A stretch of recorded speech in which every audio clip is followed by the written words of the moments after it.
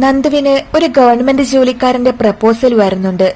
എന്തോ അയാളെ വിവാഹം ചെയ്യാൻ നന്ദുവിന് യാതൊരു താല്പര്യം ഉണ്ടായിരുന്നില്ല. പക്ഷെ കനക വാശി പിടിച്ച് ആ വിവാഹം തന്നെ നടത്താൻ തീരുമാനിക്കുവാണ്. അപ്പോഴേക്കും അനിയും അനാമികയൊക്കെ ഡിവോഴ്സ് ആയിട്ടുണ്ടായിരുന്നു. നന്ദുവിന്റെ കല്യാണ ദിവസം അനാമിക വന്ന് നന്ദുവിനെ കിഡ്നാപ്പ് ചെയ്തോണ്ട് പോവാണ്. നല്ലൊരു ലൈഫ് കിട്ടാൻ ഞാൻ സമ്മതിക്കുമെന്ന് നിനക്ക് തോന്നുന്നുണ്ടോ എന്നൊക്കെ പറഞ്ഞ അനാമിക നന്ദുവിനെ ഒരു റൂമിൽ പൂട്ടിയിടുവാണ്. അതറിഞ്ഞ അനി നന്ദുവിനെ രക്ഷിക്കാനായി അങ്ങോട്ടേക്ക് ഓടിയെത്തുന്നുണ്ട്. അനിയെയും നന്ദുവിനെയും ഒരുമിച്ച് കാണാതായതറിഞ്ഞ കല്യാണച്ചക്കൻ അവനോടൊപ്പം ഒളിച്ചോടി പോയതാണെന്ന് തെറ്റിദ്ധരിച്ചിരിക്കുവാണ്. ശേഷം ആ മണ്ഡപത്തിൽ നിന്ന് ഇറങ്ങി പോവാണ്. അങ്ങനെ നന്ദുവിന്റെ കല്യാണം മുടങ്ങുന്നുണ്ട്.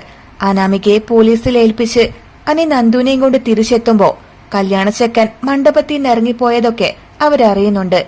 അങ്ങനെ അവസാനം അനി നന്ദുവിനെ കെട്ടാമെന്ന് സമ്മതിച്ച് അവളെ താലി കെട്ടി വിവാഹം കഴിക്കും.